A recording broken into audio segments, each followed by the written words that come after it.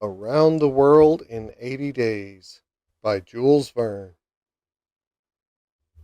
Chapter 27, in which Passepartout undergoes, at a speed of 20 miles an hour, a course of Mormon history. During the night of the 5th of December, the train ran southeasterly for about 50 miles, then rose an equal distance in a northeasterly direction, towards the Great Salt Lake. Passepartout, about 9 o'clock, went out upon the platform to take the air. The weather was cold, the heavens gray, but it was not snowing. The sun's disk, enlarged by the mist, seemed an enormous ring of gold, and Passepartout was amusing himself by calculating its value in pounds sterling, when he was diverted from this interesting study by a strange-looking personage who made his appearance on the platform. This personage, who had taken the train at Elko, was tall and dark, with a black mustache, black stockings, a black silk hat, a black waistcoat, black trousers, a white cravat, and dogskin gloves. He might have been taken for a clergyman. He went from one end of the train to the other, and affixed to the door of each car a notice written in manuscript. Passepartout approached and read one of these notices, which stated that Elder William Hitch, Mormon missionary, taking advantage of his presence on train number 48, would deliver a lecture on Mormonism in car number 117 from 11 to 12 o'clock, and that he invited all who were desirous of being instructed concerning the mysteries of the religion of the Latter-day Saints to attend. "I'll go," said Passepartout to himself. He knew nothing of Mormonism except the custom of polygamy, which is its foundation. The news quickly spread through the train, which contained about 100 passengers, 30 of whom, at most, attracted by the notice, ensconced themselves in car number 117. Passepartout took one of the front seats. Neither Mr. Fogg nor Fix cared to attend. At the appointed hour, Elder William Hitch rose, and, in an irritated voice, as if he had already been contradicted, said, "I tell you that Joe Smith is a martyr, that his brother Hiram is a martyr, and that the persecutions of the United States government against the prophets will also make a martyr of Brigham Young. Who dares to say the contrary?" No one ventured to gainsay the missionary, whose excited tone contrasted curiously with his naturally calm visage. No doubt his anger arose from the hardships to which the Mormons were actually subjected. The government had just succeeded, with some difficulty, in reducing these independent fanatics to its rule. It had made itself master of Utah, and subjected the territory to the laws of the Union, after imprisoning Brigham Young on a charge of rebellion and polygamy. The disciples of the prophet had since redoubled their efforts, and resisted, by words at least, the authority of Congress. Elder Hitch, as is seen, was trying to make proselytes on the very railway trains. Then, emphasizing his words with his loud voice and frequent gestures, he related the history of the Mormons from biblical times. How that in Israel a Mormon prophet of the tribe of Joseph published the annals of the new religion, and bequeathed them to his son Mormon. How, many centuries later, a translation of this precious book, which was written in Egyptian, was made by Joseph Smith, Jr., a Vermont farmer who revealed himself as a mystical prophet in 1825, and how, in short, the celestial messenger appeared to him in an illuminated forest and gave him the annals of the Lord. Several of the audience, not being much interested in the missionary's narrative, here left the car. But Elder Hitch, continuing his lecture, related how Smith, Jr., with his father, two brothers, and a few disciples, founded the Church of the Latter-day Saints, which, adopted not only in America, but in England, Norway, and Sweden and Germany, counts many artisans as well as men engaged in the liberal professions among its members. How a colony was established in Ohio, a temple erected there at a cost of $200,000, and a town built at Kirkland. How Smith became an enterprising banker, and received from a simple mummy showman a papyrus scroll written by Abraham and several famous Egyptians. The elder's story became somewhat wearisome, and his audience grew gradually less, until it was reduced to 20 passengers. But this did not disconcert the enthusiast, who proceeded with the story of Joseph Smith's bankruptcy in 1837 and how his ruined creditors gave him a coat of tar and feathers. His reappearance some years afterwards, more honorable and honored than ever, at Independence, Missouri, the chief of a flourishing colony of 3,000 disciples, and his pursuit thence by outraged Gentiles, and retirement into the far west. 10 hearers only were now left, among them honest Passepartout, who was listening with all his ears.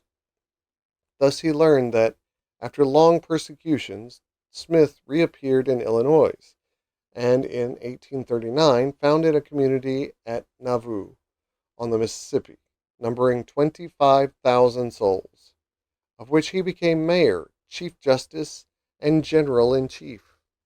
That he announced himself in 1843 as a candidate for the presidency of the United States, and that finally, being drawn into ambuscade at Carthage, he was thrown into prison and assassinated by a band of men disguised in masks. Passepartout was now the only person left in the car, and the elder, looking him full in the face, reminded him that 2 years after the assassination of Joseph Smith, the inspired prophet Brigham Young, his successor, left Nauvoo for the banks of the Great Salt Lake, where, in the midst of that fertile region, directly on the route of the emigrants who crossed Utah on their way to California, the new colony, thanks to the polygamy practiced by the Mormons, had flourished beyond expectations. And this, added Elder William Hitch, this is why the jealousy of Congress has been aroused against us. Why have the soldiers of the Union invaded the soil of Utah? Why has Brigham Young, our chief, been imprisoned in contempt of all justice? Shall we yield to force? Never! Driven from Vermont, driven from Illinois, driven from Ohio, driven from Missouri, driven from Utah, we shall yet find some independent territory on which to plant our tents. And you, my brother, continued the elder, fixing his angry eyes upon his single auditor, will you not plant yours there, too, under the shadow of our flag? No, replied Passepartout courageously, in his turn retiring from the car and leaving the elder to preach to vacancy. During the lecture, the train had been making good progress, and towards 12:30 it reached the northwest border of the Great Salt Lake. Thence, the passengers could observe the vast extent of this interior sea, which is also called the Dead Sea, and into which flows an American Jordan. It is a picturesque expanse, framed in lofty crags in large strata, encrusted with white salt. A superb sheet of water, which was formerly of larger extent than now, its shores having encroached with the lapse of time, and thus at once reduced its breadth and increased its depth. The Salt Lake 70 miles long and 35 wide, situated 3 miles 800 feet above the sea. Quite different from Lake Asphaltite, whose depression is 1,200 feet below the sea. It contains considerable salt, and 1/4 of the weight of its water is solid matter, its specific weight being 1,170, and, after being distilled, 1,000. Fishes are, of course, unable to live in it, and those which descend through the Jordan, the Weber, and other streams soon perish. The country around the lake was well cultivated, for the Mormons are mostly farmers, while ranches and pens for domesticated animals, fields of wheat, corn, and other cereals, luxuriant prairies, hedges of wild rose, clumps of acacias, and milkwort would have been seen 6 months later. Now the ground was covered with a thin powdering of snow. The train reached Ogden at 2 o'clock, where it rested for 6 hours. Mr. Fogg and his party had time to pay a visit to Salt Lake City, connected with Ogden by a branch road, and they spent 2 hours in this strikingly American town, built on the pattern of other cities of the Union, like a checkered board, with the somber sadness of right angles. As Victor Hugo expresses it, the founder of the city of the saints could not escape from the taste for symmetry, which distinguishes the Anglo-Saxons. In this strange country, where the people are certainly not up to the level of their institutions, everything is done squarely: cities, houses, and follies.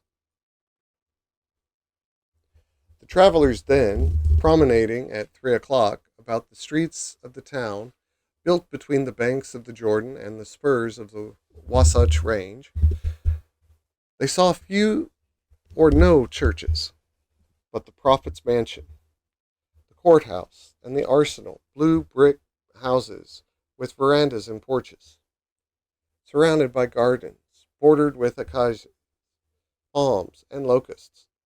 A clay and pebble wall, built in 1853, surrounded the town, and in the principal street were the market and several hotels adorned with pavilions. The place did not seem thickly populated. The streets were almost deserted, except in the vicinity of the temple, which they only reached after having traversed several quarters surrounded by the palisades. There were many women, which was easily accounted for by the peculiar institution of the Mormons, but it must not be supposed that all the Mormons are polygamists. They are free to marry or not, as they please. But it is worth noting that it is mainly the female citizens of Utah who are anxious to marry, as, according to the Mormon religion, maiden ladies are not admitted to the possession of its highest joys. These poor creatures seem to be neither well off nor happy. Some, the more well-to-do, no doubt, wore short, open, black silk dresses under a hood or modest shawl. Others were habited in Indian fashion. Passepartout could not behold without a certain fright these women, charged, in groups, with conferring happiness on a single Mormon. His common sense pitied, above all, the husband. It seemed to him a terrible thing to have to guide so many wives at once across the vicissitudes of life, and to conduct them, as it were, in a body to the Mormon paradise, with the prospect of seeing them in the company of the glorious Smith, who doubtless was the chief ornament of that delightful place to all eternity. He felt decidedly repelled from such a vocation, and he imagined, perhaps he was mistaken, that the fair ones of Salt Lake City cast rather alarming glances on his person. Happily, his stay there was but brief. At 4, the party found themselves again at the station, took their places in the train, and the whistle sounded for starting. Just at the moment, however, that the locomotive wheels began to move, cries of "Stop! Stop!" were heard. Trains, like time and tide, stopped for no one. The gentleman who uttered the cries was evidently a belated Mormon. He was breathless with running. Happily for him, the station had neither gates nor barriers. He rushed along the track, jumped on the rear platform of the train, and fell, exhausted, into one of the seats. Passepartout, who had been anxiously watching this amateur gymnast, approached him with lively interest, and learned that he had taken flight after an unpleasant domestic scene. When the Mormon had recovered his breath, Passepartout ventured to ask him politely how many wives he had, for, from the manner in which he had decamped, it might be thought that he had 20 at least. "One, sir," replied the Mormon, raising his arms heavenward. "One, and that was enough."